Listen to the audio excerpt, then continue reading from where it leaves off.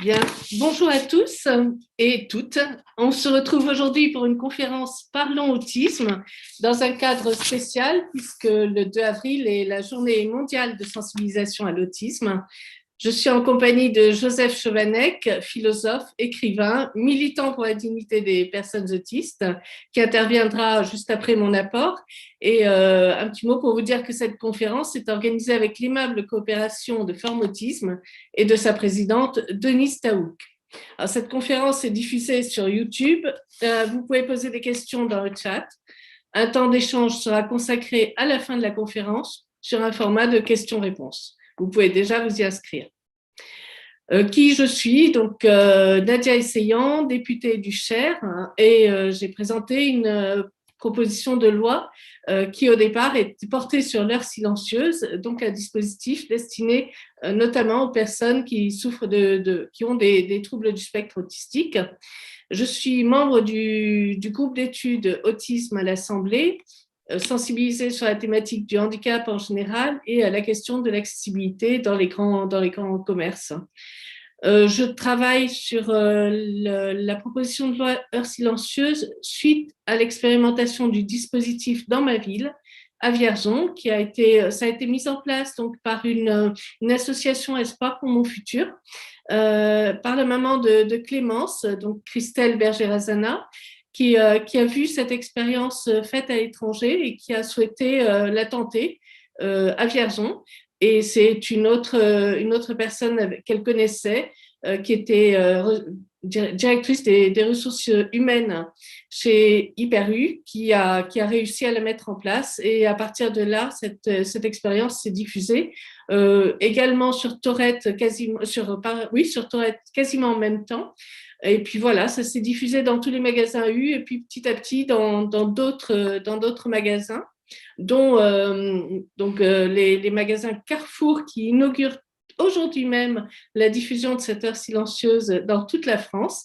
Donc, je suis très, très heureuse de cette généralisation. Mais je vous dirais un petit mot sur cette proposition de loi. C'est un véritable travail pendant plus d'un an avec le secteur associatif et surtout les acteurs du commerce pour aboutir à une proposition qui a été très bien reçue par les médias et qui ont soutenu le projet, et également sur le terrain, donc les associations locales, et c'est ce qui a permis finalement le déploiement de l'heure silencieuse sur tout le territoire. Cependant, aujourd'hui, nous ne sommes pas sur une proposition de loi heure silencieuse, puisque le dispositif lui-même a évolué à l'Assemblée.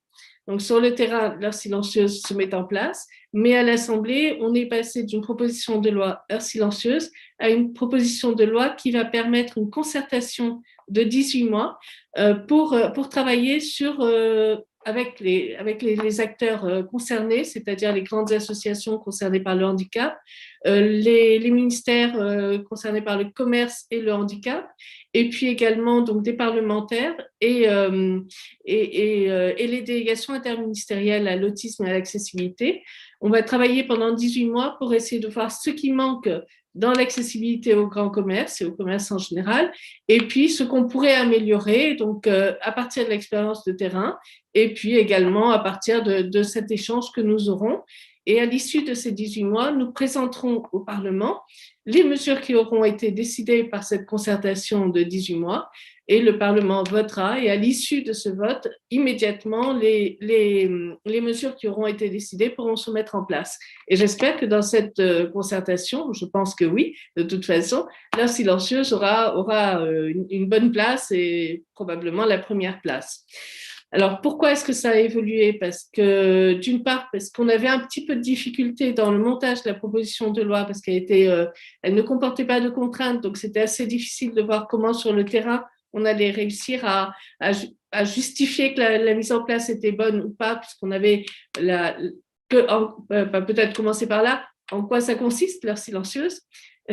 L'heure silencieuse, c'est donc au moins 1 heure par semaine dans les commerces, qui est une heure où en fait la luminosité va baisser et le son aussi, tous les bruits vont baisser ou quasiment s'éteindre, s'arrêter.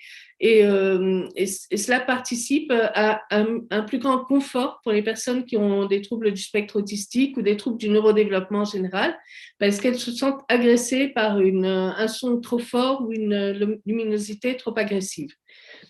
Alors, on a testé le dispositif, notamment avec Clémence, donc, qui avait beaucoup de mal à rentrer dans un magasin en temps ordinaire et qui, avec l'heure silencieuse, que j'ai découverte souriante, passant dans les rayons.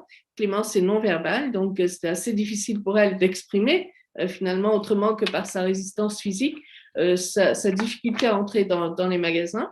Et là, on sent qu'elle est beaucoup plus à l'aise et ailleurs qu'à Vierzon, l'expérience a été menée et c'est pareil. Donc, les personnes bénéficient de ce confort et peuvent plus facilement circuler dans le magasin et faire leurs courses. Alors, évidemment, ça pose pas mal de questions. On a les magasins en eux-mêmes qui sont parfois dans des centres commerciaux. Donc, on est en train de travailler pour voir comment généraliser le dispositif sur des ensembles commerciaux. Donc, ça peut être assez compliqué à mettre en place, mais une fois que c'est mis en place, après, c'est bon. Hein, c'est une mise en place plutôt définitive. Enfin, en tout cas, c'est ce qu'on espère. Et puis, voilà, on arrive petit à petit à avoir des remontées aussi par les associations. Et moi, j'espère, je souhaite que les associations prennent une place dans ce dispositif pour accompagner les commerces et pour permettre de les accompagner par leurs conseils sur la mise en place, mais aussi par la sensibilisation du personnel. Ça, c'est très, très important. Et c'est les associations qui peuvent le faire. Donc, vraiment, s'il y a des associations qui nous écoutent, vraiment, prenez votre place, allez voir les magasins qui ont installé leur silencieuse. Si elles ne l'ont pas fait, bien, encouragez-les à le faire. Et puis, si elles l'ont fait, bien, essayez de voir avec les responsables comment est-ce que cette mise en place se fait et en quoi vous pouvez être utile pour sensibiliser le personnel et pour aider à ce que cette heure silencieuse soit la mieux réalisée. Moi, je suis vraiment, je le redis encore une fois, très heureuse parce que je vois sur le terrain qu'en fait, il y a une sorte d'enthousiasme à installer cette heure silencieuse là où je vais. Donc, j'ai été à Viry-Châtillon il y a quelques jours, invité par le maire qui a installé leur silencieuse dans sa ville. Il a proposé aux commerçants Leclerc, Intermarché, Bricorama d'installer leur silencieuse dans leur magasin. Il a fait un lancement le même jour et ça s'est très bien passé. J'ai vraiment senti cet engouement, cet enthousiasme et ça me fait vraiment plaisir parce que je me dis qu'il y a derrière aussi toute une philosophie du vivre ensemble qui se joue là. Et cette expérience m'a vraiment beaucoup appris et cela continue. J'ai parlé de l'impulsion, je dirais, joyeuse des commerces et je l'ai vu encore aujourd'hui avec donc les magasins Carrefour, donc les responsables de Carrefour qui vraiment ont envie, enfin, le font comme un challenge, ont envie d'aller plus loin, ont envie d'améliorer leur accueil et pas seulement aux personnes autistes, mais plus généralement avec cette sensibilité à accueillir tout le monde finalement et à regarder ce qui va, ce qui ne va pas. On a parlé par exemple du fait que on a beaucoup d'écriture alors que parfois des pictogrammes peuvent aussi aider. On a parlé des changements de rayons qui peuvent parfois déstabiliser les personnes âgées ou les personnes qui ont des troubles divers et variés. Et qui peuvent être complètement déroutés. Donc, comment aider, peut-être par l'introduction d'implants, etc. Donc, il y a beaucoup de choses qu'on peut améliorer avec des petites astuces et qui ont fait qu'on a eu une discussion très intéressante. Et l'intérêt des associations aussi qui sont concernées par l'autisme et qui m'ont renvoyé donc leur satisfaction de voir qu'enfin on parlait de l'autisme parce que c'est vrai que dans la loi de 2005 c'était un petit peu l'oublié, c'est normal, hein, c'est des choses qu'on découvre au fur et à mesure, c'est pas si ancien que ça notre connaissance de l'autisme et en cette journée mondiale de sensibilisation à l'autisme je crois qu'on a beaucoup d'actions à travers tout le territoire pour justement en parler, pour mieux connaître des personnes qui sont autour de nous. Donc, je rappelle qu'on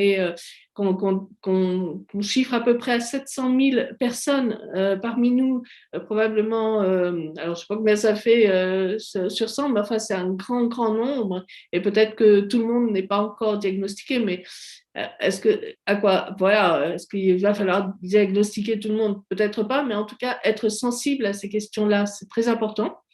C'est très important aussi parce que ça va nous permettre de voir comment nous-mêmes nous sommes dans cet environnement et quand on fait l'expérience de l'heure silencieuse, on se rend compte qu'en fait, quand la lumière baisse, bon, on voit, on a un certain confort, mais quand la lumière et le son reprennent à la fin de l'heure silencieuse, là, on se rend compte qu'en fait, il y a une véritable agression et que peut-être qu'il y a toute une réflexion à mener sur la puissance de la lumière et du son dans notre vie, dans nos espaces publics, et que peut-être il va falloir apprendre à les diminuer un petit peu partout et pas seulement dans les commerces. Donc là, moi, dans ma petite action, je suis sur les commerces et c'est déjà une chose importante parce que les commerces, ce sont des lieux de vie. Ce sont les lieux où on va, on est quasiment obligé d'aller. Donc, c'était un peu dommage que des personnes puissent avoir du mal à y accéder, dans la logique d'un égal accès à tous. Mais évidemment, il n'y a pas que les commerces qui sont difficiles d'accès. Il y a aussi des bâtiments publics, etc. Bref, il y a tout un schéma d'aménagement de nos espaces publics qui est encore à travailler, à améliorer, à parfaire. Mais bon, tant qu'il y a des projets, il y a de la vie. Qu'est-ce que j'ai aussi à vous dire de plus? Alors, eh bien, les retours d'expérience. Alors, si on a parmi vous des commerçants ou des associations, les retours d'expérience sont très précieux. Vous nous les envoyez parce qu'ils vont nous permettre d'enrichir le guide de bonne pratique que nous mettons à disposition de tous les commerçants qui souhaitent mettre en place l'heure silencieuse. Ça, c'est urgent, c'est important, c'est essentiel. C'est ce qui va nous permettre d'enrichir et de faire ce travail collaboratif qui est vraiment un travail passionnant. C'est d'ailleurs ce qui a intéressé finalement dans la loi, dans la proposition de loi que j'ai faite, c'était qu'elle partait vraiment à la fois qu'elle partait du terrain, donc du local, et puis ensuite qu'elle s'est co-construite avec tous et dans un esprit vraiment de collaboration, de partenariat, d'écoute mutuelle, de respect mutuel et pour avancer en fait. Donc, encore une petite chose peut-être, je voulais vous dire que vraiment pour moi, c'est une question de philosophie, de ma propre philosophie, de ce que je conçois être ma place en société et ma place avec les autres. Je suis persuadée que se préoccuper de ceux qui n'ont pas toute leur place avec nous, bien nous amène à améliorer notre vivre ensemble et notre humanité propre. Je crois que nous faisons corps. Alors, nous avons notre individualité, c'est sûr, mais nous faisons corps tous ensemble. Et si on n'est pas ensemble, eh bien, il y a quelque chose de notre humanité qui ne va pas. Et peut-être qu'aujourd'hui, je pourrais presque dire, nous sommes tous un peu autistes. Voilà, puisque en cette journée spéciale, on a une pensée particulière pour tous ceux qui sont dans ce cas-là. Et je vais passer la parole à Joseph en le remerciant vraiment infiniment. Je vais quand même dire un petit mot de Joseph avant de terminer. Je remercie infiniment Joseph de participer à cette conférence avec moi parce que en fait c'est lui qui va être bien sûr celui que vous attendez, celui qui est l'intervenant principal. Et Joseph, je l'ai connu à Vierzon, dans ma ville. Il est venu intervenir pour Espoir pour mon futur, pour sensibiliser à l'autisme. Et bien sûr, puisque je suis une politique, il m'a taclé. Évidemment, ça fait partie de son rapport aux politiques parce que, en fait, Joseph a beaucoup d'humour et beaucoup de délicatesse, mais en même temps, il est très exigeant pour l'action politique. Et c'est sûr. Non, mais voilà, je le dis parce que je le pense, parce que il est très exigeant pour l'action politique. Il nous regarde. Il y a de la bienveillance dans son regard, mais il y a aussi de l'exigence. Et c'est important parce qu'il aide avec d'autres à faire avancer justement la cause de l'autisme des personnes autistes avec nous dans la société en disant on a notre place, on a notre rapport propre. Donc voilà, prenez-nous en compte, on vous aidera, mais prenez-nous en compte, ne fermez pas les yeux, nous sommes là, nous avons des besoins qui ne sont pas satisfaits aujourd'hui et il faut avancer. Alors, pour tout cela, un grand merci, Joseph. Vraiment, c'est très important, c'est précieux de te connaître déjà et c'est très important de pouvoir t'entendre et t'écouter, te donner la possibilité de parler, mais tu en as plusieurs et là, ça en fait une de plus. Un grand merci encore. C'est moi qui vous remercie. Bonsoir à tout le monde. Vraiment, merci, Madame la députée, de partager ce temps avec moi, d'avoir bien voulu m'inviter et d'avoir peut-être bien voulu m'inviter pour essayer de partager quelques souvenirs, quelques voyages peut-être, hein, voyages dans le temps. Après tout, d'une certaine façon, vous l'avez parfaitement souligné, nous faisons partie d'une aventure humaine collective. Cette aventure humaine est déjà ancienne. Et parfois, nous oublions ce qui s'est passé au cours des décennies, siècles, millénaires avant nous. C'est donc l'histoire d'un lointain passé que je me permettrai en quelques brèves minutes, en quelques brefs instants d'esquisser. Et nous le verrons, ce lointain passé nous pose des questions qui sont d'une importance centrale pour notre aujourd'hui, pour notre demain. Et donc, si vous voulez, pour égayer un peu les choses, j'ai essayé de trouver quelques images, hein, quelques images pour accompagner ce très, très lointain voyage.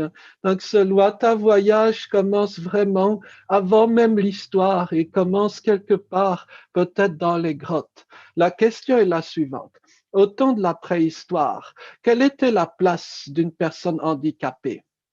Alors, cette question, l'un des livres qu'il aborde avec franchise et directement, c'est l'ouvrage qui s'affiche à l'écran, The Prehistory of Autism, et qui donc traite de cette question avec un constat premier. Lorsque l'on trouve des tombeaux qui remontent à la préhistoire, il y a des squelettes de personnes parfois très gravement handicapées. Et on voit que ces personnes ont vécu et qu'elles ne sont pas mortes de leur handicap. Dès lors, on voit que quelqu'un, un inconnu, une inconnue, leur donnait à manger. Donc, la préhistoire n'était pas forcément l'âge barbare que l'on croit. Et dès lors, l'enquête des auteurs consistait à trouver des rôles qui, dans une société préhistorique, auraient pu être ceux de personnes différentes. Et notamment, l'une des pistes que l'ouvrage développe avec une virtuosité extraordinaire et qui fait rêver, hein, c'est précisément celle des artistes des grottes. Vous voyez, il était physiquement impossible de faire entrer un bison ou un mammouth dans les étroits corridors d'une grotte. Il fallait dès lors avoir une excellente mémoire visuelle. Il fallait avoir, comme on dit, un coup de crayon, plutôt à l'époque coup de, je ne sais pas, fusain, pour être plus précis. Et puis, d'une certaine façon, préférer l'obscurité silencieuse de la grotte au plaisir que c'est synergétique de la chasse ou autre à l'extérieur. Donc, pour le dire très rapidement, oui, peut-être qu'un certain nombre de ces lointains personnages anonymes, séparés de nous par des dizaines de millénaires, peut-être qu'ils étaient déjà concernés par certaines différences. En tout cas, en vérité, les différences humaines ont toujours existé. Nous les retrouvons un tout petit peu, mais à peine plus proches de nous, dans certains de ces, je dirais, premiers éclats de la première aurore peut-être de l'intellect humain écrit avec par exemple ces textes donc en sanskrit archaïque puis sanskrit j'allais dire classique qui sont peut-être parmi les plus anciens textes de l'humanité. La particularité du sanskrit classique par opposition à toutes les langues de la terre, c'est que la grammaire du sanskrit classique a été fixée quasiment dès l'origine et pour l'éternité par un illustre et mystérieux personnage, Panini, donc qui est sans doute le grand-père, l'ancêtre de tous les grammairiens. Et il a conçu, pardonnez, à une époque où donc aucun concept grammatical n'existait, il a conçu un ensemble de règles strictes qui formalise, à l'instar d'un théorème de mathématiques, l'ensemble, l'entièreté de la grammaire sanscrite et qui a connu cet environnement linguistique ne peut que témoigner de son saisissante complexité. À côté, pour dire autrement, le latin, c'est du pipi de chat. Voyez. Donc, peut-être qu'il y avait eu, avant même, je dirais, les grandes périodes, les grandes civilisations que nous connaissons, certaines personnes qui ont consacré consacrer les forces de leur exceptionnel et particulier intellect à des activités qui n'intéressaient peut-être guère d'autres. Également, bien sûr, dans cet univers, nous nous rapprochons encore un petit peu dans cet univers de légende qu'était le Moyen-Âge, on avait tendance à interpréter sous le prisme qui était culturellement celui des personnes, à savoir peut-être un prisme pour parler rapidement un peu religieux, on a eu tendance à interpréter en ces termes les particularités biologiques médicales des gens. On pourrait raconter mille histoires de comment les histoires des saints du Moyen-Âge sont en vérité des histoires qu'on pourrait lire sous ce prisme de l'autisme. Simplement une pour le plaisir. Vous connaissez le village de Rocamadour. D'où vient ce terme? D'où vient ce village étrange? Pourquoi avoir bâti un village sur un tel roc? C'est très simple. Il y eut un jour un ermite, quelqu'un qui vivait en tout cas à l'écart. On ignorait pourquoi il vivait à l'écart. Un jour, il est mort. Et comme les gens ne le connaissaient pas, comme les gens ne comprenaient pas pourquoi il vivait à l'écart, eh bien, on l'a surnommé l'amoureux du roc, Roc Amador, d'où le nom. L'esprit du Moyen-Âge a fait le reste. C'est devenu un lieu de légende, c'est devenu un lieu de pèlerinage, etc.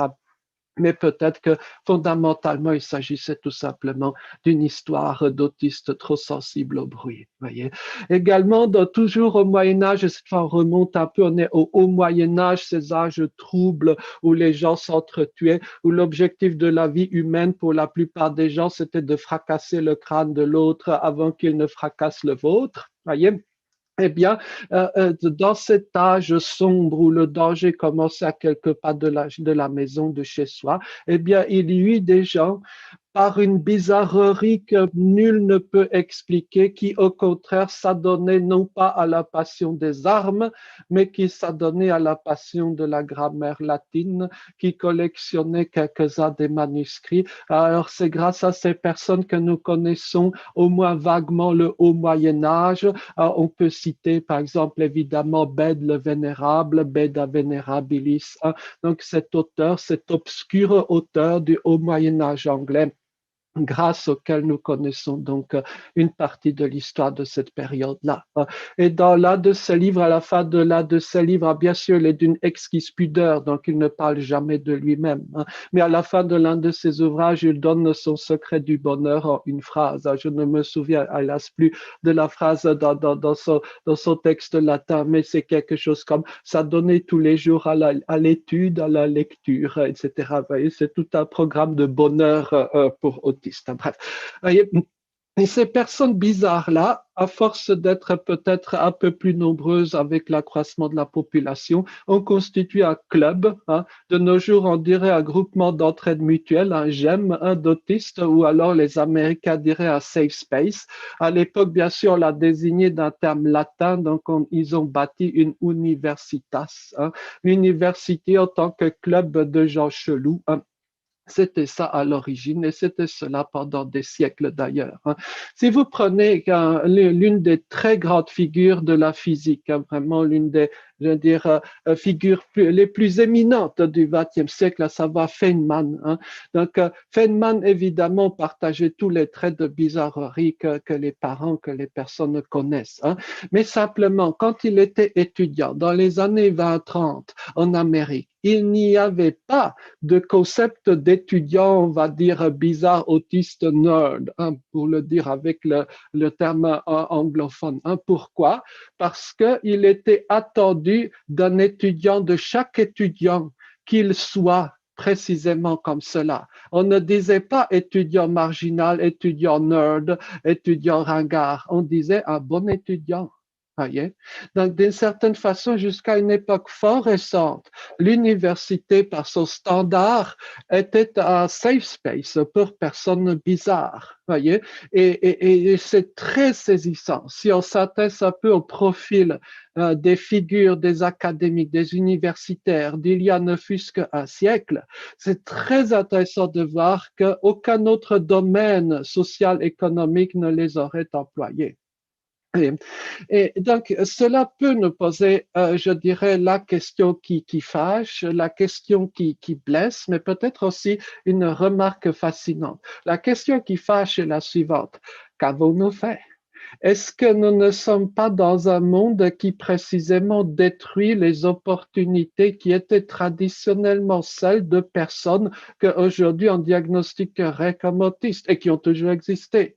Ah, bien entendu que les choses sont dites un peu schématiquement, mais l'ancien temps offrait toutes sortes d'options pour des personnes que de nos jours on qualifierait d'autistes. Métier de berger. Si vous êtes une personne très bavarde, ne faites pas berger, vous souffrirez dans les montagnes, hein, avec les moutons brebis selon les cas de figure. Et d'autre part, les métiers de garçon de ferme. Une amie, la professeure Evelyn Tomen en Suisse, a fait une étude sur les garçons de ferme de l'ancien temps. Eh bien, de fait, leurs traits étaient absolument ceux que les manuels médicaux aujourd'hui caractérisent comme étant l'autisme. Voyez. Et des personnes dont l'autonomie, que sais-je, vestimentaire ou alimentaire, n'était pas celle, j'allais dire, qu'on attendrait d'une personne du même âge. Mais il y avait une sorte de pacte non écrit, pour le dire un peu familièrement, tu t'occupes des animaux et en échange, on te nourrit et on t'habille, quoi. Voyez. Donc également, il y avait toutes sortes, je sais que c'est un peu gênant d'aborder ce thème, mais je ne fais qu'en passant, il y avait toutes sortes de créneaux, par exemple, dans les monastères. Il y avait toujours un frère s'appelait, hein, dans chaque monastère. On avait même souvent plusieurs, quoi. Voyez. Donc ces créneaux-là, ces possibilités-là, qui étaient, je veux dire, historiquement, même préhistoriquement peut-être, réservés, dévolus, en tout cas favorables à des personnes différentes, qu'en avons-nous fait? Voyez? Et rien ne dit que l'histoire aille vers une meilleure inclusion sans cesse. Rien ne dit qu'une personne handicapée aujourd'hui nécessairement vive mieux qu'une personne handicapée ayant un profil similaire il y a je ne sais combien d'années ou de siècles. Voyez? C'est possible, mais ce n'est pas une certitude loin de là. Voyez? Donc, d'une certaine façon, agir dans le domaine de l'inclusion, ce n'est pas une sorte de luxe des temps modernes, c'est une ardente nécessité pour compenser la dureté croissante de notre société. Voyez, ça, c'est peut-être une esquisse de petite réflexion. Mais il y a un message positif peut-être, un message même très positif, si j'ose le dire. C'est que cette université, par exemple, elle peut être bien plus inclusive qu'il n'y paraît. Et sans vouloir entrer dans les détails et dans diverses considérations personnelles, je pense pouvoir dire que j'ai un job, du moins un de mes nombreux jobs dans une université de Louvain, une très grosse université. Et il y a des personnes très lourdement handicapées. Je pense que oui, la place des personnes très lourdement handicapées peut être à l'université. Et si je montrais, je ne le ferai pas parce que ce serait indécent, ce serait du voyeurisme et ce serait scandaleux par rapport à l'humanité de ces gens, mais si je montrais des photos de certains de mes étudiants et certains d'étudiants de mes collègues, par exemple des personnes avec qui j'ai passé une bonne partie de l'après-midi, eh bien, je crois qu'un frisson parcourrait l'honorable assemblée et que le réflexe spontané de beaucoup, y compris des meilleurs spécialistes, serait d'enfermer à triple tour la dite personne dans un établissement clos, nourriture au goutte à goutte et une montagne de médicaments à engloutir tous les jours. Voyez? Alors même que cette personne-là a pu, grâce à des années d'implication sans faille, de l'entourage familial, professionnel, etc., grâce au fait que cet entourage ait cru en la personne, eh bien, cette personne a pu cheminer dans la vie. Alors évidemment, je veux dire, les mouvements, par exemple physiques ou autres du corps, ne sont pas ceux auxquels on peut s'attendre, évidemment, mais la personne a pu grandir intellectuellement et surtout peut-être humainement. Et d'une certaine façon, un handicap très lourd peut être une bénédiction. Je peux donner un exemple, c'est un peu taquin, mais c'est une vérité profonde. Pardonnez. Si je peux donner un exemple, si par exemple vous êtes une personne avec, je dirais, un handicap qui vous interdit ou d'entrer en société, ou plutôt une société qui vous exclut gravement, vous ne pouvez aller ni au cinéma, ni socialiser, vous n'avez pas d'amis extérieurs, etc.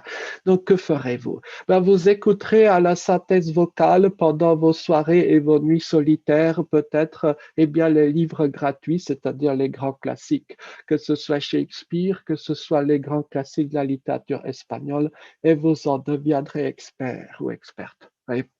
Ce fut le cas précisément de certaines des personnes que je connais. Hein.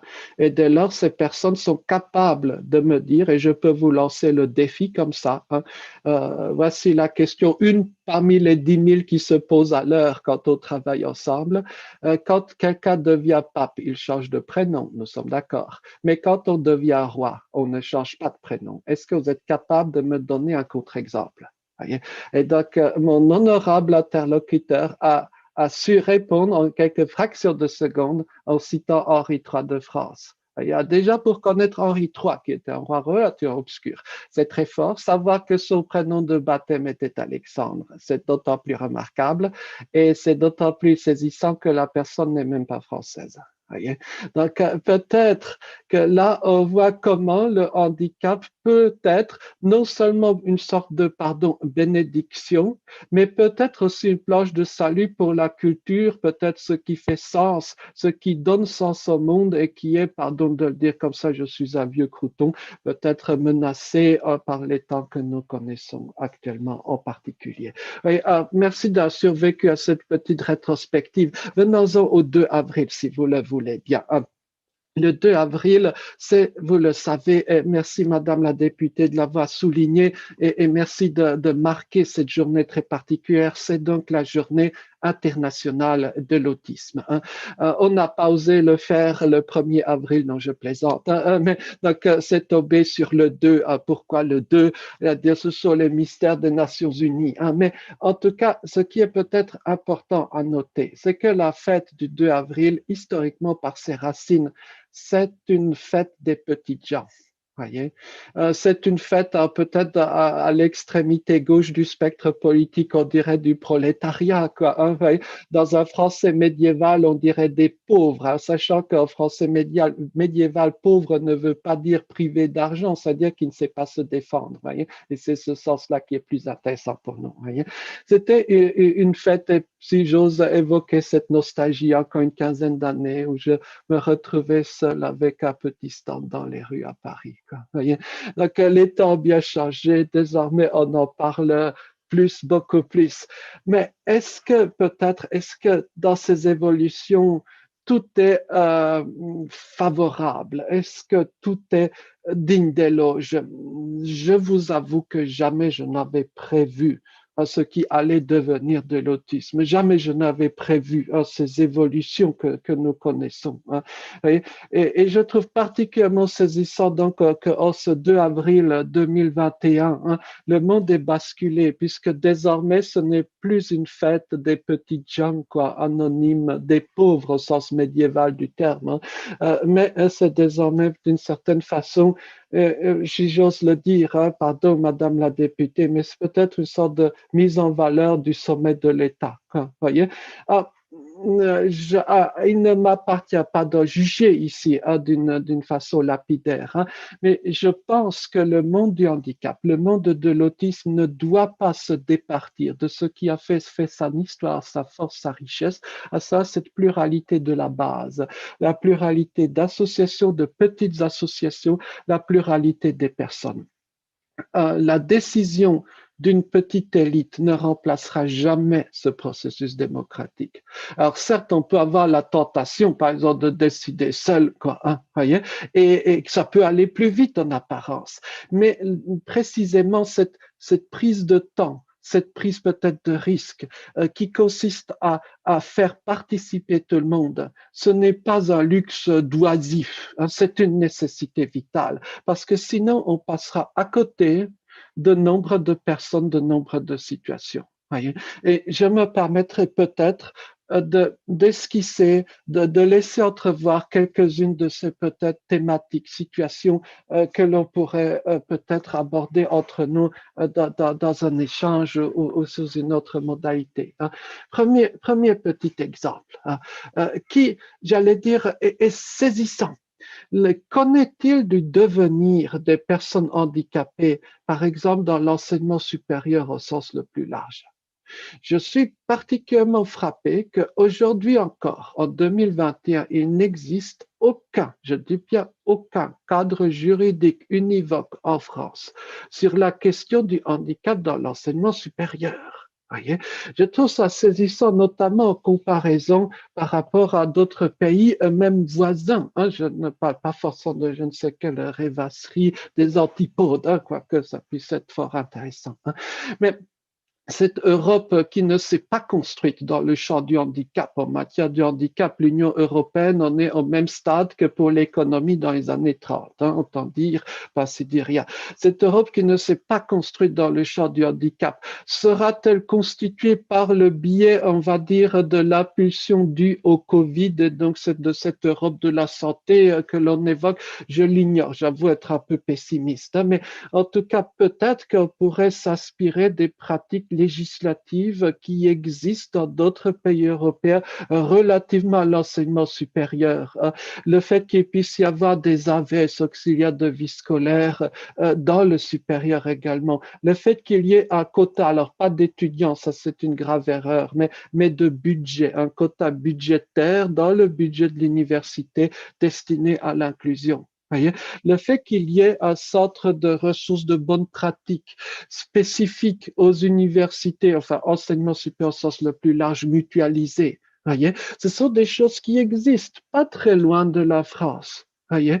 Et ces choses-là, lorsqu'elles sont réalisées, permettent, et je me permets d'insister à nouveau sur ce point, y compris à des personnes ayant des handicaps extrêmement lourds, hein, d'entrer et dans l'enseignement supérieur et de cheminer dans la vie. Sachant qu'il n'y a aucune corrélation naturellement entre un prétendu fantasme d'intellect et l'enseignement supérieur. Ce sont deux choses distinctes.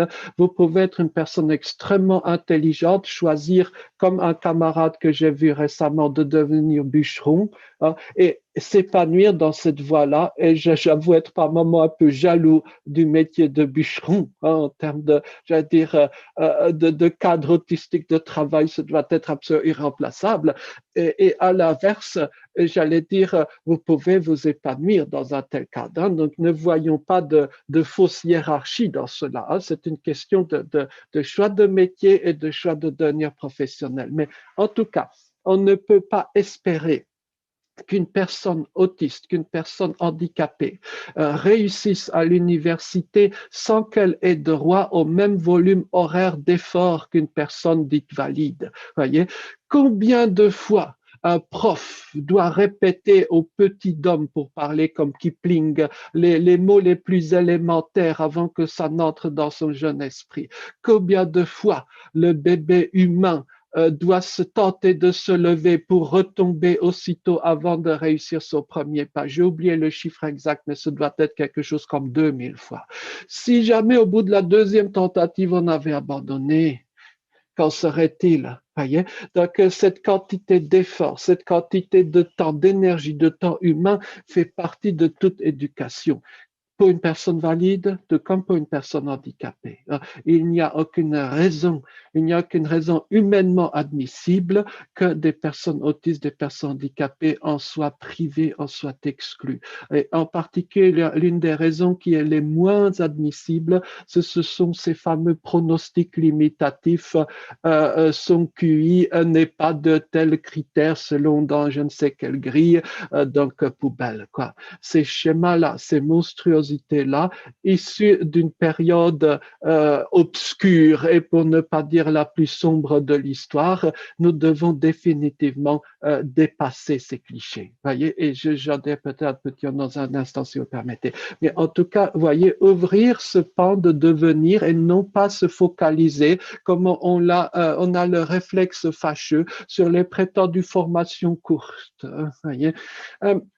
Une personne en général valide devient par le biais des temps longs de la vie. Elle n'advient pas en 24 heures. Vous voyez, comment espérer que par le biais d'une formation courte, une personne handicapée qui de plus a été exclue de toute formation puisse réussir. Et donc, pardonnez de parler avec, je dirais, une certaine emphase, une certaine passion. C'est le militant, excusez, qui s'enflamme par moments.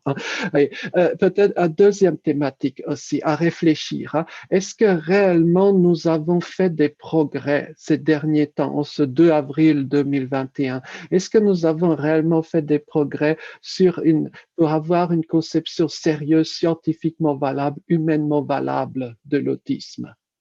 En apparence, oui, il y a plein de publications savantes sur l'autisme, mais je constate qu'un certain nombre de choses sont extrêmement difficiles à déraciner. Prenons un exemple, cette notion de syndrome d'Asperger. Elle n'est pas une notion médicale. Les classifications médicales ne connaissent pas de syndrome d'Asperger. Et pour cause, parce que, bon, premièrement, le sinistre Dr. Asperger était un tueur nazi, mais surtout parce que la catégorie elle-même de syndrome d'Asperger, au sens des enfants que le docteur Asperger n'envoyait pas à la mort, cette catégorie elle-même repose sur des fondements intellectuels inadmissibles. Voyez, pour le dire en un mot, bien qu'on puisse en parler pendant des heures, mais en un mot, les enfants que les autorités nazies jugeaient différents étaient envoyés devant une commission de sélection où siégeait entre autres le sinistre Dr. Asperger, voyez, et il envoyait à la mort ceux dont la tête ne lui revenait pas. Déjà, il envoyait à la mort toutes les petites filles, quoi. Et chez les garçons, du moins ceux qu'il sauvait, eh bien, il choisissait ceux pour lesquels il avait un coup de cœur. Voyez? Et quand on lit les textes du docteur Asperger, il y a une forme de malaise profond qui vous envahit, hein, si vous voyez ce que je veux dire. Hein. Et comment se fait-il que cette catégorie-là, cette partition du spectre de l'autisme, deux prétendues sous-cases, une case bonne pour la poubelle et l'autre des petits génies utiles à la Wehrmacht, pour reprendre la terminologie de Asperger, comment se fait-il que ça existe encore dans les têtes? Comment se fait-il, et pas plus tard que ces dernières heures, comment se fait-il que dans les plus grands médias de France, il y ait des personnes qui se targuent d'être Asperger? Voyez, c'est tout à fait saisissant. Hein. Indépendamment de cette, je dirais, de cette catégorie-là, hein, qui d'une certaine façon entérine la mise à la poubelle inadmissible d'une bonne partie des personnes hein, pour lesquelles nous essayons de lutter. Hein. Outre cette question-là, il y a par exemple la question, j'allais dire, bon, c'est un peu vaniteux, de l'origine de l'autisme. Alors, on ne va pas gloser pathologiquement ici longuement, mais cette question, elle est importante pour savoir ce que l'on mettra en œuvre par rapport à l'inclusion des personnes. Est-ce que l'autisme est dû à des mauvais esprits? Pendant des siècles, on l'a cru. Hein, et d'ailleurs, même l'illustre Luther, un peu de gens le savent, mais l'illustre Luther avait écrit un petit texte sur des enfants qu'aujourd'hui on pourrait décrire comme autistes. Hein. Il les avait décrits comme massa carnis, hein, donc masse de chair, hein, qu'un mauvais esprit la nuit emmenait l'âme du petit. Quoi, hein, voyez, ne restait que la chair. Quoi, voyez. Donc évidemment, dit comme ça, hein, la sorcellerie, ça fait rire. Quoi, hein, mais il y a tant de croyances qui aujourd'hui encore circulent et sont parfois véhiculées, y compris dans d'excellents médias par ailleurs. Comment est-ce possible?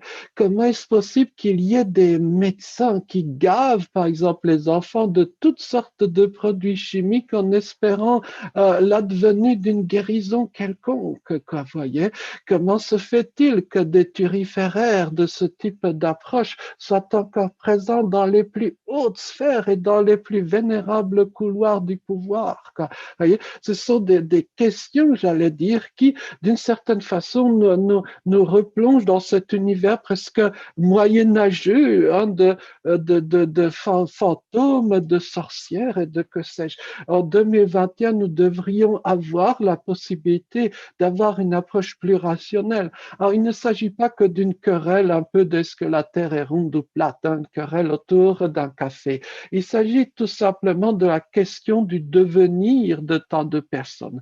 Parce que si on ne s'entend pas, j'allais dire sur les causes, si on ne s'entend pas sur les modalités, quelles solutions proposerons-nous? Et en vérité, hélas, nous n'en proposons souvent aucune. Et si j'ose dire, troisième peut-être point qui me tracasse, qui m'angoisse la nuit, et le terme n'est pas fort, c'est de voir comment, avec le petit progressif grossissement du gâteau de l'autisme, de plus en plus de vautours sont arrivés. Vous avez de nos jours, entre autres, toute une kyrielle de job coach spécial autisme. Ah, des gens, si vous les mettiez face à une vraie personne autiste, ces gens-là s'enfuiraient en courant, quoi. Voyez? Et des personnes qui ont des sites web luxueux, des tarifs encore plus luxueux, et des personnes qui savent parfaitement tisser leur petit réseau. C'est saisissant. Comment se fait-il que dans la matière, l'autisme et le handicap soient en bonne partie encore, pardon, un Far West? Voyez? Donc là, peut-être qu'il y a une réflexion à avoir.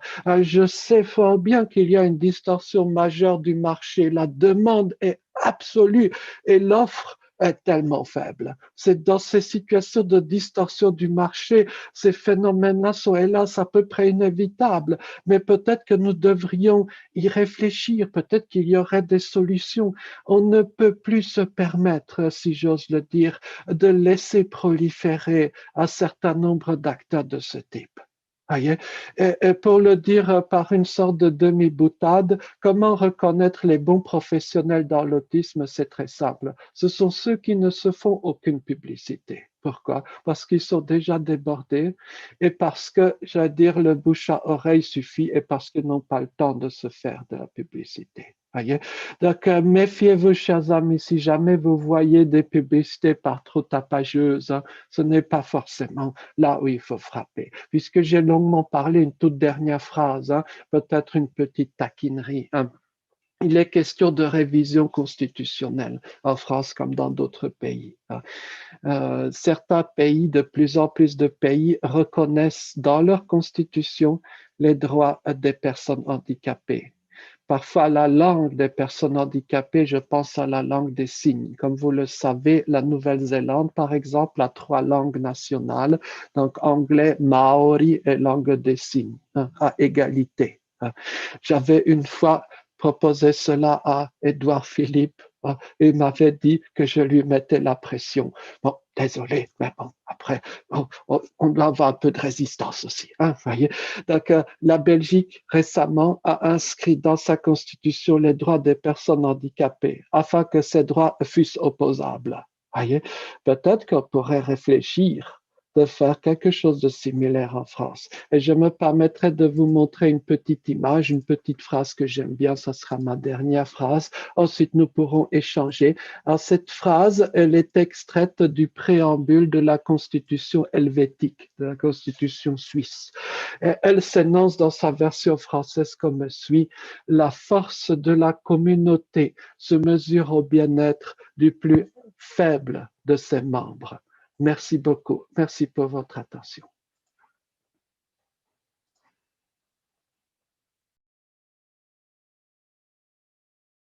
Merci beaucoup, Joseph. On pourrait écouter pendant des heures, mais en même temps, c'est pas qu'un plaisir de t'écouter, parce que derrière tout ce que tu dis, d'abord, il y a beaucoup de choses qu'on apprend. Pour tout dire, certainement que d'autres le savaient, mais moi, ce que tu as dit sur Asperger, je ne le savais pas. Et je suis sûre qu'après t'avoir écouté, je n'utiliserai plus jamais ce terme et je poserai des questions à ceux qui l'utilisent pour leur demander s'ils savent d'où il vient. Par ailleurs, il y a des choses sur effectivement l'origine de l'autisme. on aura des questions là-dessus, mais on a également les alertes. Tu es quelqu'un qui nous alerte, qui est devant nous. Tu es en quelque sorte, je vais peut-être utiliser des mots un peu forts, mais ils veulent dire quand même quelque chose de profond dans ce que je pense. Tu es une forme de prophète pour nous par rapport à cette place des personnes. La dernière phrase que tu nous as montrée, c'est une phrase qui est essentielle pour nos sociétés, pas que pour les personnes autistes, tu le sais très bien, elle est essentielle pour tous. Là, je me base sur un autre terrain qui est celui de la fin de vie avec l'euthanasie. On est exactement sur le même sujet, on est sur le même sujet sur d'autres choses aussi, et notamment tout ce qui touche les personnes handicapées, mais il y a des questions diverses. Je ne veux pas ouvrir de chantier là parce que je ne peux pas, mais ce n'est pas le sujet. Mais c'est vrai que si on met ce fil rouge essentiel comme action, comme base de notre action politique, on irait beaucoup plus loin et on n'y est pas forcément. Et avec l'alerte que tu nous donnes, que, eh bien, attention à ne pas faire de notre action en faveur des personnes handicapées, finalement une promotion pour l'État. C'est vrai que là aussi, tu nous interpelles. À chaque fois que je t'ai écouté, tu nous as interpellés, à chaque fois. Et tu nous interpelles, alors, bon, peut-être que les politiques vont se dire, oh là là, il veut nous mener très loin, trop loin, on ne pourra pas, etc. Mais n'empêche que moi, je reste réceptive à ce que tu dis parce que je me dis toujours, eh bien, ça nous donne un cap. C'est vrai que ton exigence, j'en ai parlé dès le départ, elle est bien au-devant de nous, mais ça nous donne un cap aussi pour avancer. Et bien sûr, je te remercie pour cela, mais il ne s'agit pas de merci, là. Il s'agit de bosser, il s'agit de travailler, il s'agit d'aller de l'avant. Alors, moi, je le fais à mon tout petit niveau. Et comme tu l'as dit, je vais essayer de travailler vraiment avec les associations locales.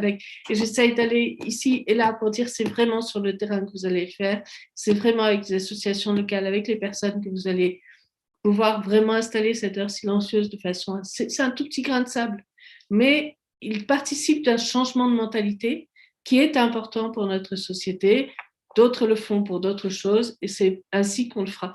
Et c'est vrai ce que tu dis sur le job coach, le job coaching, ça va se développer, il faut y faire attention, il ne faut pas que ça devienne une valeur marchande, mais il faut que quand ça se met en place, que ça se mette en place vraiment au service d'eux et non pour utiliser. Voilà.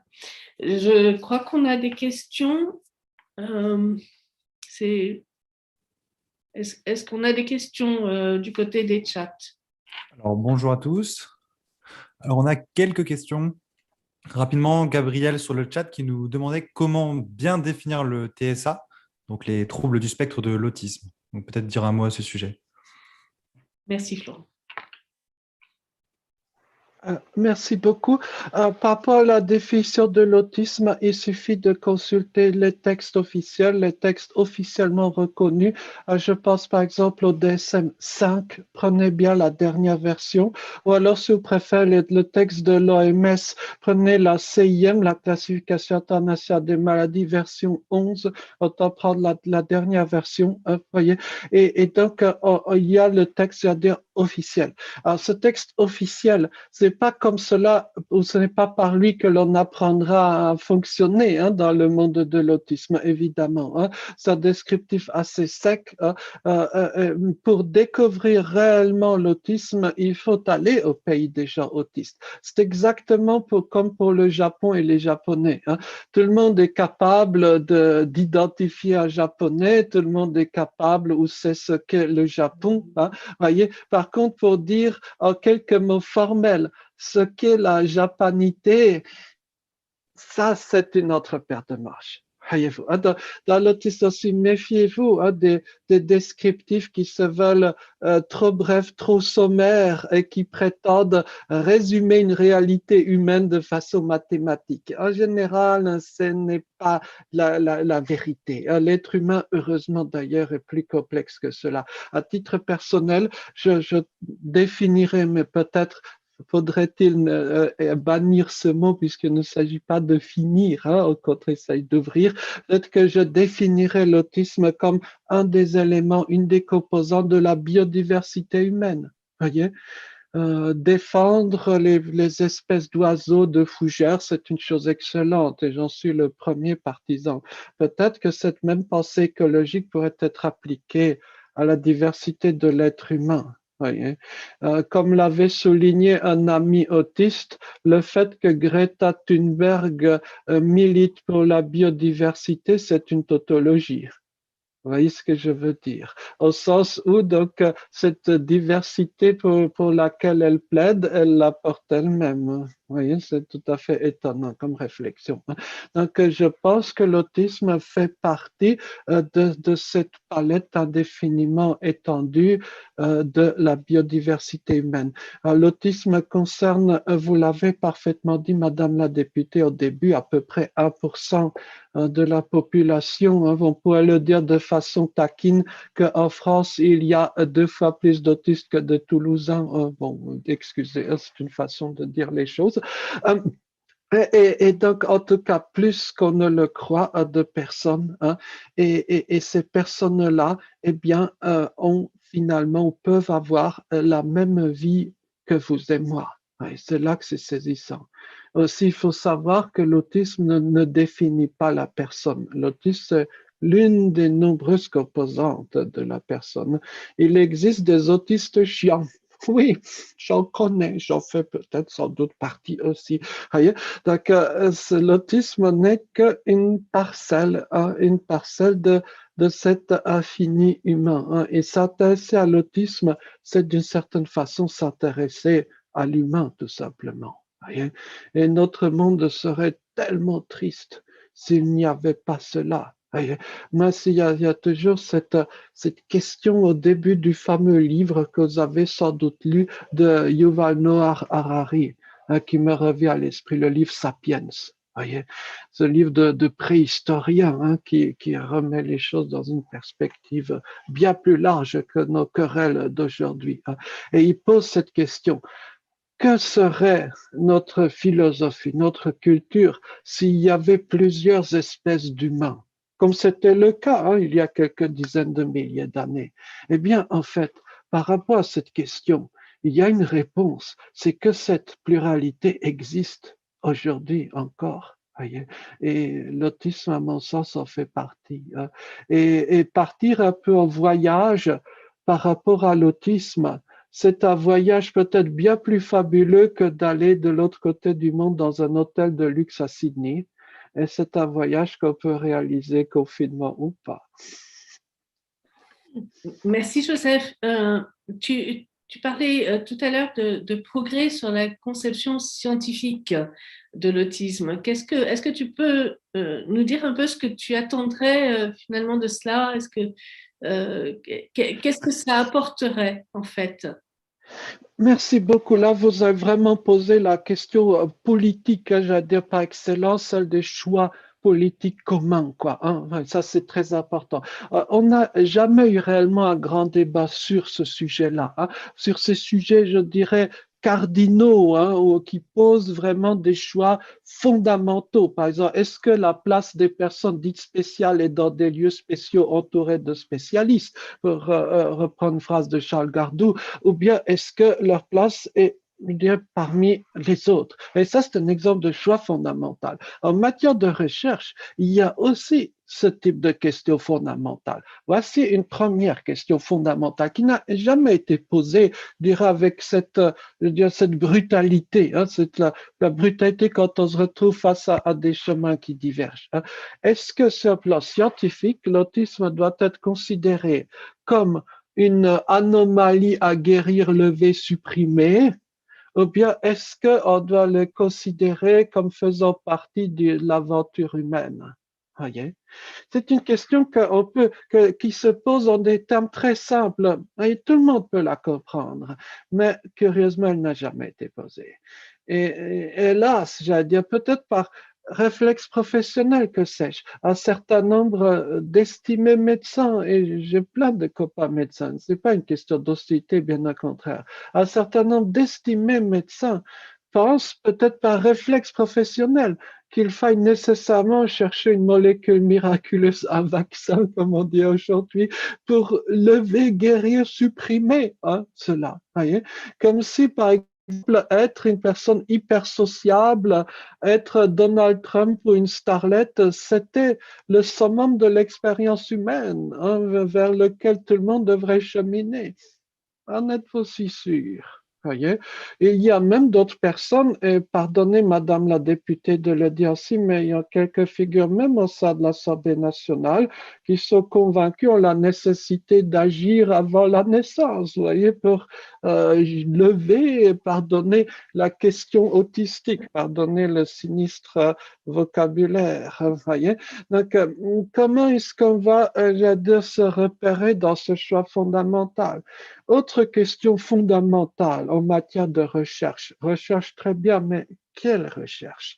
Voyez, est-ce qu'on ne peut pas imaginer une recherche sur les façons de rendre une vie réussie, une façon de rendre la vie heureuse? Voyez, une recherche, c'est bien sûr un terme un peu désuet, mais une recherche peut-être dans des domaines autres que médicaux, dans des, pardon, peut-être sciences humaines. Bon, c'est un terme qui fleure bon la naphtaline, mais tout de même, voyez, peut-être qu'il y aurait quelque chose à faire. Faites par exemple le calcul de la répartition des budgets de recherche. La quasi-totalité va dans des considérations médicales, mais quel financement restera pour savoir combien de mes camarades se suicident chaque année? Voyez, ce sont des questions assez fondamentales, mais que malheureusement n'ont pas fait l'objet d'un débat public, ou très peu, désespérément peu. Voyez, et je dirais au sein même des sciences, on va dire, dures, est-ce que réellement un certain nombre de recherches, parfois très généreusement financées, est-ce qu'elles sont compatibles avec, je dirais, une vision sérieuse de l'autisme? Est-ce qu'on peut considérer, comme un certain nombre de grands savants semblent le faire, y compris aujourd'hui, qu'en administrant une cargaison d'antibiotiques par jour, la personne autiste guérira, et guérira de quoi d'ailleurs? Voyez? Donc, bon, pardonnez, je m'enflamme à nouveau, mais il y a des questions fondamentales qui n'ont guère été posées. Alors, je vais passer la parole pour des questions, mais juste quelque chose quand vous dites guérira, mais guérira de quoi? En fait, on a vu, beaucoup d'entre nous ont vu le film hors norme, même s'ils n'ont pas fréquenté de personnes qui souffraient, comme souffraient ces personnes qu'on nous a montrées dans le film. Donc, quand vous dites guérirait de quoi? Par rapport à ce qu'on a vu dans Hors Normes, comment vous justifiez votre expression? Merci. Je ne suis pas neutre par rapport au film Hors Normes parce qu'il y a beaucoup de copains qui y sont déjà. Je trouve que le film est extraordinaire. Bon, il y a quelques maladresses, mais le film est extraordinaire parce que, premièrement, ce n'est pas un film sur l'autisme. C'est un film sur les vertus magiques de l'autisme sur les non-autistes, et en particulier pour des jeunes plus proches, on va dire, de la drogue d'Emmanuel Kant, un pied en prison, sinon les deux. Donc, comment, je veux dire, le contact humain direct, presque, pardonnez, lévinassien, avec une personne différente, rend les choses justement différentes. Un film qui réfléchit sur la coexistence des religions. Finalement, la différence humaine, c'est l'un des rares domaines où les religions se retrouvent. Et dans le film, on le voit magnifiquement bien, des gens avec des vêtements divers, religieux divers, et ils ne se rendent même pas compte qu'ils appartiennent à des religions différentes. C'est tout à fait étonnant, quoi. Il y a un côté presque magique à cet égard du handicap. Par rapport à la question que vous avez posée, j'allais vous demander si, pardonnez la brutalité de la question, si vous étiez placé dans un certain nombre d'établissements, comment vous sentiriez-vous? Quel trouble du comportement vous auriez?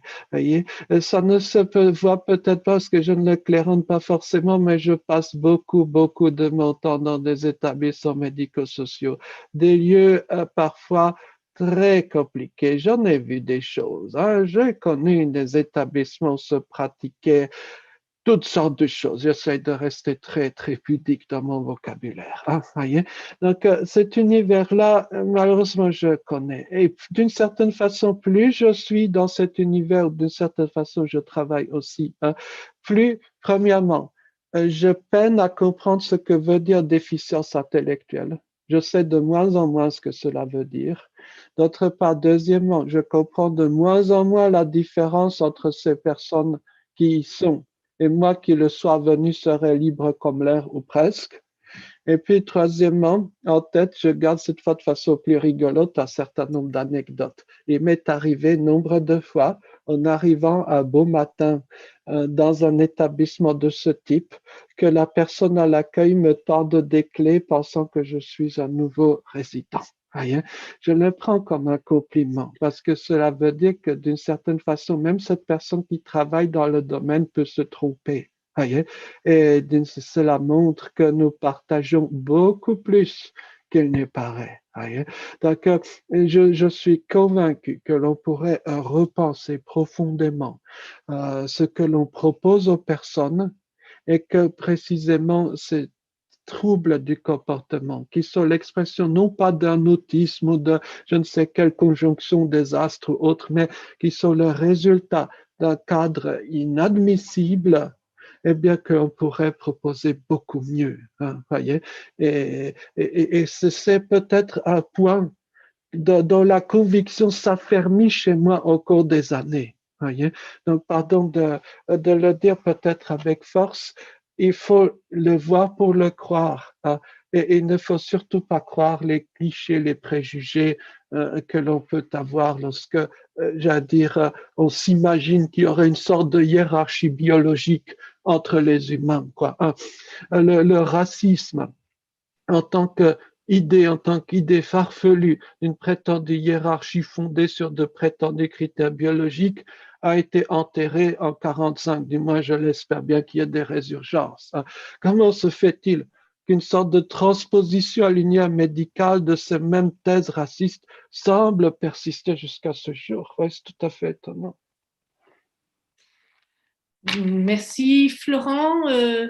S'il y a des questions, c'est le moment. Alors, il y a plusieurs questions sur le chat. Vous avez encore la possibilité d'en rédiger, on prendra en compte. Alors, il y avait une question sur notamment le remboursement des frais pour la consultation de psychologue lorsque l'on est autiste, alors que ces frais sont de première nécessité. Donc, notre interlocuteur partage cette réflexion, c'est-à-dire si les médicaments sont remboursés, pourquoi pas les médicaments de l'esprit? Si vous le permettez, Madame la députée, ce n'est pas tellement une question pour moi, hein, si j'ose le dire ainsi. Oui, bien sûr. Ouais, vous vous exprimez comme vous voulez. C'est votre place, voilà. Et vous pouvez dire pourquoi. C'est pas une question pour vous, peut-être. Ou pas. On va Disons, passer à la question pour le suivante. dire un peu simplement, je n'ai pas de pouvoir magique, pas de pouvoir politique. Vous l'avez compris. Voilà. Alors, c'est vrai que, enfin, si je peux, moi, essayer de répondre, je pense que dans notre société, il y a un besoin, c'est mon avis, il y a un besoin de plus d'assistants sociaux et un besoin de plus de psychologues en accompagnement peut-être des personnes, parce que des fois, on peut avoir besoin d'un soutien, d'un accompagnement par des personnes tierces, assistants sociaux parce qu'il y a des démarches à faire que des fois on a besoin qu'on nous tienne un peu la main pour nous remettre debout et des psychologues parce que on peut passer par des tensions à certains moments de la vie et ça peut être très important pour les personnes aussi pour pouvoir continuer le chemin de se faire un peu aider. Et je pense qu'on évolue à ce niveau-là par rapport au remboursement des frais pour les psychologues, puisque aujourd'hui on a des demandes des députés notamment sur le remboursement des frais pour les psychologues et bon, il y a eu une mesure qui avance sur le remboursement d'un certain nombre de séances si elles sont indiquées par les médecins. Donc voilà, on avance là-dessus. Bon, je pense qu'on arriverait peut-être à évoluer là-dessus tout en peut-être levant certains tabous par rapport à cette aide thérapeutique qui est une aide pour l'esprit autant que pour le corps. Voilà. Merci beaucoup. Peut-être au début, vous avez dit quelque chose qui m'a beaucoup intéressé, hein. Est-ce que la solution, c'est nécessairement de passer par des psychologues, voyez? Euh, et je dirais le cheminement ensemble humain, quoi. On passe par toutes sortes de branches, de domaines, et j'oserais être un petit peu taquin, hein. C'est une petite minute taquine. J'ai la chance de fréquenter des psys au quotidien, hein. Et dans mon boulot, voyez, et donc d'ailleurs, vous ne le répéterez pas, mais par exemple, ma patronne est psy, quoi, hein, voyez, et je peux vous dire que la vie de psy n'est pas facile, hein. Quand vous les voyez en privé, les psys sont aussi très affectés par les temps qui courent.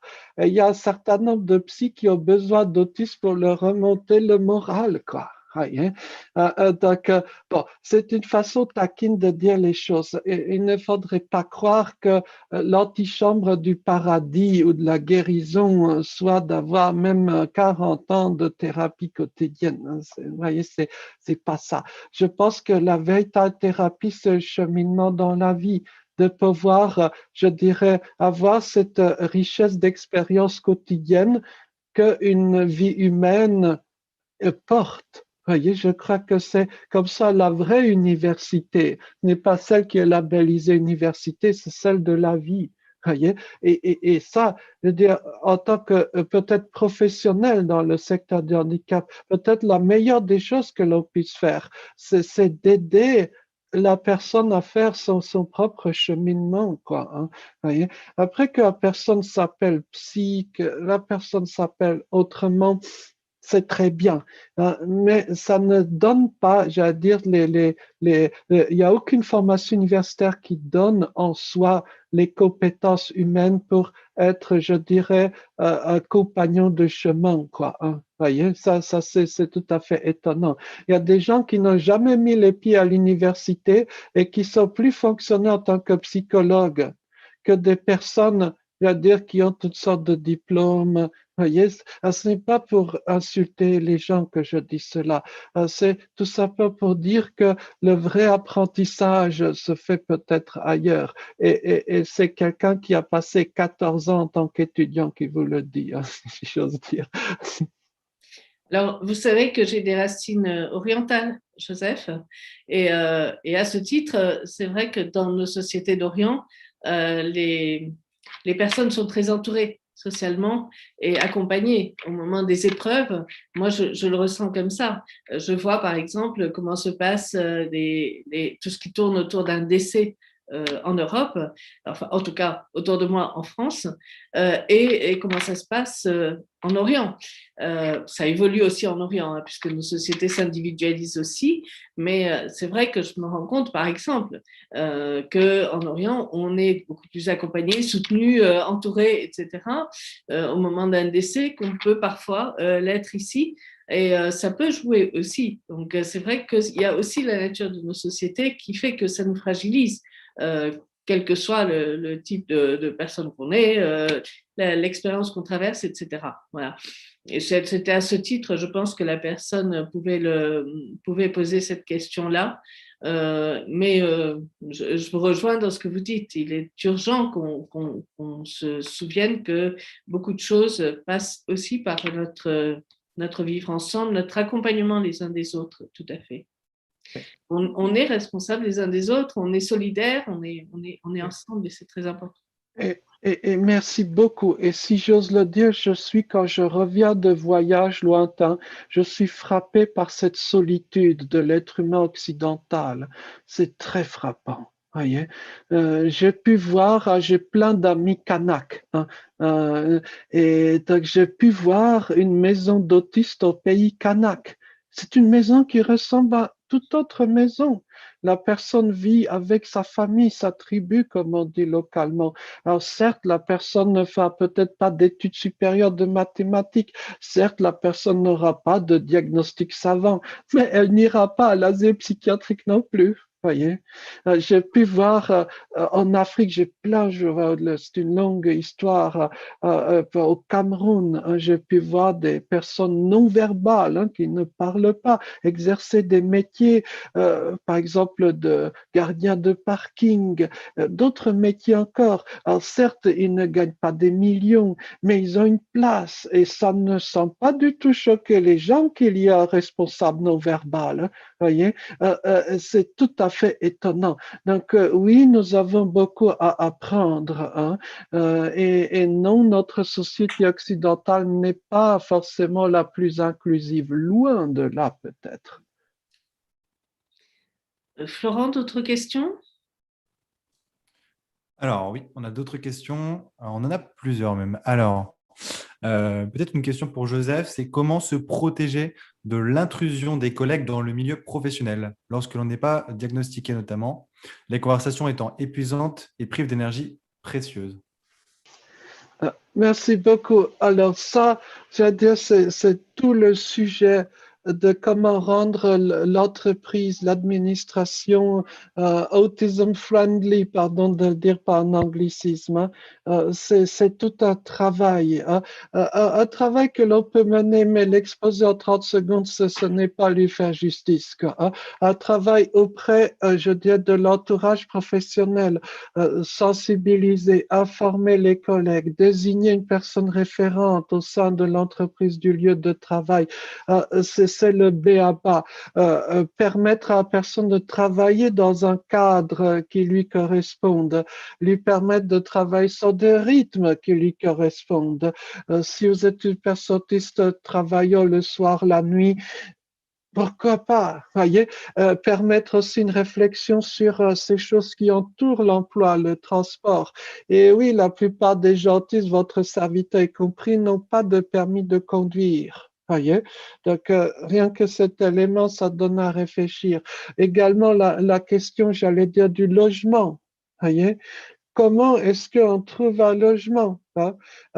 Ce n'est pas si évident que cela. Actuellement, j'habite, bon, permettez cette petite, je suis dans une chambre d'une ferme en Belgique, une ferme où travaillent des personnes handicapées.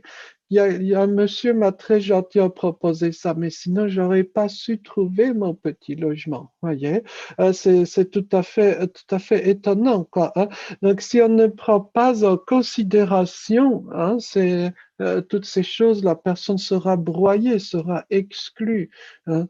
Et donc, bon, encore une fois, on ne peut pas parler de ces choses en 30 secondes et je ne veux pas abuser du temps de tout le monde, hein, mais il existe des solutions et oui, on peut rendre un environnement de travail inclusif et je tiens à le souligner pour toutes les personnes, hein, y compris et surtout pour les personnes qu'on exclut le plus rapidement et avec le moins d'égards. Hein. Vous voyez ce que je veux dire?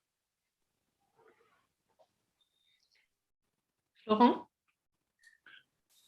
Alors, on a une question de Sophie, justement, qui demande qu'est-ce qui a permis cette prise de conscience du handicap et de l'autisme dans l'époque récente, même si le chemin est encore très long?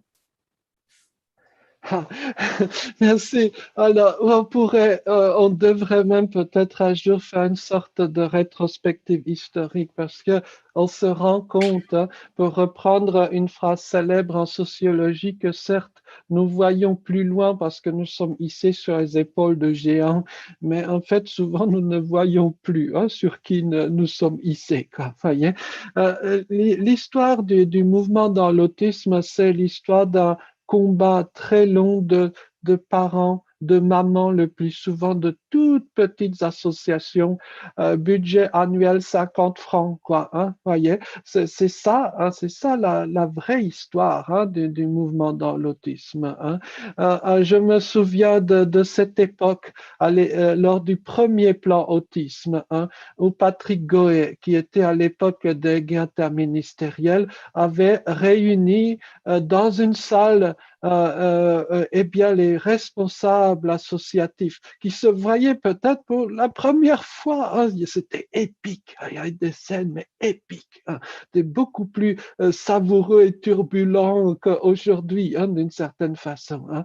Et donc, il avait eu l'idée de faire coécrire le deuxième plan autisme. Voyez, hein, c'est tout à fait saisissant. Hein. Et il y avait à l'époque 3 personnes autistes, voyez, dans l'équipe. Et d'une certaine façon, c'était plus que maintenant, quoi, hein, quand vous y réfléchissez. Bon, passons, quoi. Dans le premier plantisme, il n'y avait rien sur l'emploi, le devenir adulte, rien du tout. On avait réussi à faire ajouter quelques mots dans le deuxième plantisme sur le devenir professionnel, mais c'était quelques mots, quoi. C'était pas une politique réelle, sérieuse. Le troisième plantisme avait été fait de façon technocratique. Voyez? Et donc, ensuite, d'une certaine façon, ce qui s'est perdu, peut-être, c'est ce pouvoir de co-construction de la décision publique par des acteurs de terrain et pas par, je dirais, un petit groupe, quoi. Hein, voyez? Et si j'ose dire, bon, je ne fais pas de la propagande pro-belge, mais l'un des avantages de la Belgique, c'est la décentralisation, quoi. Hein. Il n'y a pas, comment dire, de pyramide dans la fine pointe, c'est quelque part dans les nuages. C'est pas ça, quoi. Vous voyez, c'est tout à fait, c'est un autre état d'esprit et ça change totalement la dynamique, on va dire, de construction, quoi, hein, de la décision donc, commune, hein, qui nous est commune. Et à titre personnel, je ne pense pas que tout soit planifiable. Voyez, je me méfie. Je sais, je n'entrerai pas dans ce débat ce soir. Hein, ce serait peut-être trop rapide et puis incorrect parce que c'était pas le thème qui avait été annoncé. Mais je me méfie un peu des chiffrages budgétaires parce que quand on gratte un petit peu, on voit que c'était pas exactement les bonnes enveloppes. Que c'est, voyez, je me méfie un peu de ces effets d'annonce, quoi, voyez. Et je pense pour être désormais un dinosaure hein, dans le petit monde de l'autisme, je me dis que finalement, sur bien des sujets, on n'a pas tellement avancé en toutes ces années. C'est assez troublant. Alors, on a avancé sur certains points. Hein. Par exemple, clairement, sur la scolarisation des petits. Je pense que oui, par rapport à il y a 10, 15 ans, 20 ans, oui, il y a une situation plus favorable. Mais par exemple, sur la question du lycée et plus, voyez, le point d'interrogation demeure, quoi, hein, voyez, ou sur la question du vieillissement des personnes autistes. Ah, ça, c'est pas un sujet sexy. Hein. Il y a plusieurs associations qui m'ont dit, Joseph, ne parle pas de ça, parle plutôt de l'enfance, quoi. Hein. Oui. Oui, ce sont des thèmes qu'on n'aime pas voir. Et Madame la députée, vous avez très bien dit que l'Occident n'aime pas la question de la mort. Hein. L'Occident est très démuni sur ces choses-là. Hein. Et en matière de handicap et de vieillissement, là, on est, je dirais, dans un no man's land, hein, un angle mort, particulièrement mort. Hein, bon, je ne veux pas forcément entrer dans divers détails, mais savez-vous que les budgets de recherche de la CNSA, dont je fais partie, les budgets de recherche de la Caisse nationale de solidarité pour l'autonomie destinés à la recherche, par exemple sur les questions de l'âge ou de l'autonomie, beaucoup de ces budgets restent inutilisés. Le stigmate est tellement fort que certains chercheurs préfèrent rester sans financement plutôt que de faire des recherches dans ce genre de domaine. C'est tout à fait saisissant. Alors qu'en fait, un vrai chercheur, c'est un chercheur d'argent. Hein. Il passe le plus clair de son temps à chercher. Oui, je sais de quoi je parle. Hein. Mais, donc là, on voit un peu tous ces angles morts et de tout ce qui nous reste à construire. Hein. Vous voyez, bon, j'essaie d'être très bref, mais il y a des heures et des heures de présentation. Merci Joseph. Florent, tu veux reprendre la parole? Parce que là, il y avait une autre question aussi intéressante sur notamment l'heure la silencieuse, dernière. donc posée par Forme Autisme, qui était justement de savoir si, il y avait d'autres exemples et d'autres initiatives que l'heure silencieuse, notamment dans les transports en commun. Alors, pas dans les enfin, Peut-être, si, je pense qu'il y en a, tiens, en fait. Si, je pense qu'il y en a dans les transports en commun. Je viens de me souvenir qu'on m'avait parlé d'une expérience à Lyon, donc que je souhaitais d'ailleurs aller voir. Et c'est une bonne occasion de m'en parler parce que je voulais justement aller voir ce qui se passait à Lyon. Je ne sais pas si Joseph est au courant, mais il me semble qu'on avait fait quelque chose dans les transports en commun à Lyon. Je me renseignerai et puis j'irai voir. Je sais qu'il y a des piscines qui cherchent aussi à avoir des temps calmes pour accueillir des personnes ayant des troubles du neurodéveloppement. Je sais qu'il y a des séances de ciné auxquelles les autistes peuvent participer parce que c'est des séances de cinéma où le son est diminué et la luminosité aussi. Et je ne sais plus si c'est CGR qui le fait, mais en tout cas, il le faisait avant la crise à Bourges, puisque c'est là-bas que j'ai vu hors norme durant une séance de ce genre. Et c'était très agréable. On n'a pas du tout été gênés, au contraire. Donc peut-être que là aussi, on pourrait se rendre compte qu'en fait, au cinéma, le bruit, la violence finalement de la fureur du bruit et du son pourrait être un petit peu diminuée éventuellement tout le temps. Voilà, parce que c'est aussi construire une société inclusive tout le temps. C'est d'ailleurs une des remarques qui m'a été faite par un député lors de la présentation de mon heure silencieuse. Ah, mais nous, on ne veut pas de l'heure silencieuse, on veut que tout le temps, il y ait l'heure silencieuse. Alors oui, bien sûr, on va avancer petit à petit vers une société qui est plus inclusive. Moi, j'y crois. Je pense que voilà, on va évoluer. Il faut aider à accélérer l'évolution. Ça, c'est important. Qu'est-ce qu'il y a encore à part le cinéma? Il y avait autre chose aussi, je ne sais plus, mais je ne sais pas si c'était pas... Non, c'était pas le théâtre, je ne sais plus. Joseph, est-ce que tu sais?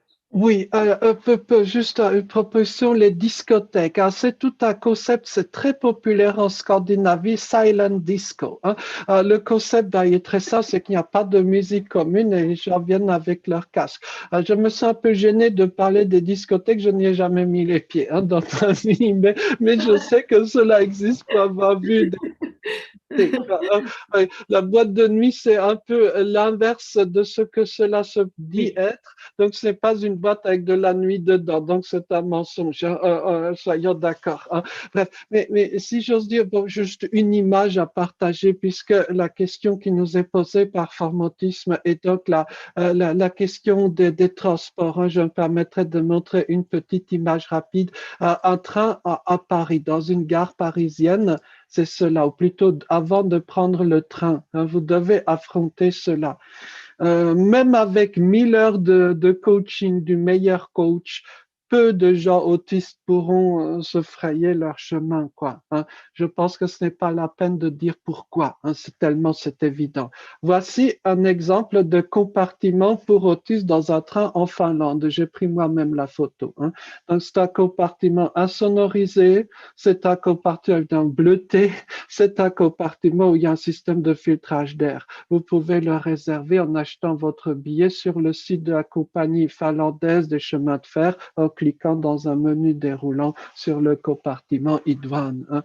Et j'ai un peu, puisqu'on est très rapidement, montré une dernière diapo sur les trains. Quoi, hein. C'est tout simple, mais ça dit tant de choses. Voici le petit trajet que je fais en train pour aller travailler à l'université. Voilà. Donc, c'est sur le site de la SNCB, hein, donc B comme Belgique. Hein. Donc, le petit trajet qui va de Rixensart à Louvain. Alors, quelles sont les différences? Premièrement, le numéro de voie ou de quai est disponible longtemps à l'avance. Dans la plupart des pays, il est imprimé sur le billet, que ce soit en Allemagne ou ailleurs. Vous n'avez pas à attendre dans la foule de la gare de Lyon-Pardieu jusqu'à 3 minutes avant le départ du train, lorsque l'immense, troupeau se mettra en marche. Voyez, c'est très différent en termes de planification. D'autre part, vous voyez les arrêts intermédiaires très importants pour savoir où on en est. J'ai très peur de rater ma destination. Savoir où le train s'arrêtera, combien il y aura d'arrêts intermédiaires, c'est très important.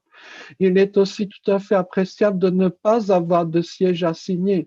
pardon, mais je préfère en France passer plus de temps en TER que de prendre le TGV. Pas par masochisme, bien au contraire. C'est que dans un TER, au principe, il y a plus de places vides normalement et vous pouvez vous mettre où vous le souhaitez. Sur le plan sensoriel, ça change tout. Et puis pour finir, le petit truc taquin, c'est que le site est bleuté, quoi. Ah bon, ça c'est juste une petite anecdote, hein, mais on peut voir peut-être en ce 2 avril dans le bleu une couleur pas seulement symbolique, mais aussi peut-être cette couleur qui est chère à la rétine d'un certain nombre de gens, hein. Dans le monde du design, il y a plein de gens autistes, c'est l'un de mes sujets préférés, mais ce sera peut-être pour une autre fois. En tout cas, vraiment, merci à vous d'avoir bien voulu partager avec moi ce petit moment. Et merci à vous en particulier, Madame la députée, d'avoir rendu cette rencontre possible. Et donc, merci encore. Bien, écoutez, c'est moi qui vous remercie parce que ce temps d'échange est toujours précieux avec vous, d'autant que vous arrivez à nous retourner, en fait, en nous permettant de regarder l'autisme, non pas du côté de ses difficultés seulement, mais aussi et surtout peut-être d'une façon positive dans ce qu'il nous apporte à nous tous et comment il nous permet à nous tous d'avancer et d'être dans une plus grande humanité. Et, et en travaillant ensemble. Donc, pas nous pour vous, vous pour nous, mais en travaillant ensemble, main dans la main, pour essayer d'avancer. Alors, ce n'est pas un vœu pieux. Moi, j'essaye de le faire à ma petite mesure. Vous, vous le faites dans une échelle qui est bien plus importante. Et pour toute votre action, toute la réflexion que vous partagez avec nous, toute la pédagogie que vous avez aussi, que tu as, parce que je te tutoie, j'ai ce privilège, que tu as de nous faire avancer dans la réflexion et de nous aider à dépasser peut-être des schémas, des façons de penser qui ne touchent pas seulement l'autisme, mais qui touchent l'ensemble des formes de handicap, ou peut-être même qu'un jour tu nous feras tout un speech sur le handicap lui-même, pour qu'on utilise ce terme-là, est-ce que vraiment il faut l'utiliser, etc. Je sais que tu peux aller jusque-là et bien plus loin. Un grand merci pour ce temps d'échange encore une fois. C'est vraiment très précieux, c'est un cadeau que tu nous fais. En cette journée mondiale de l'autisme ou internationale, de sensibilisation à l'autisme, eh bien, c'était un privilège, vraiment un privilège de t'avoir et de pouvoir voilà, garder une trace importante de tout ce que tu nous as dit. Merci beaucoup. Merci, Joseph. Et merci à Formotisme aussi qui nous a aidés à préparer cette conférence. Merci à tous ceux qui nous ont écoutés, qui ont participé aussi par leurs remarques, par leurs encouragements. Il y a beaucoup d'encouragements, beaucoup de salutations à Joseph, de remerciements à Joseph aussi, que ce soit parmi les députés ou parmi d'autres personnes qui nous ont écoutés. Un grand merci à vous tous et toutes de nous avoir écoutés. J'espère pouvoir vous proposer un autre temps d'échange avec Joseph à l'avenir. Et à bientôt à toutes et tous. Et merci.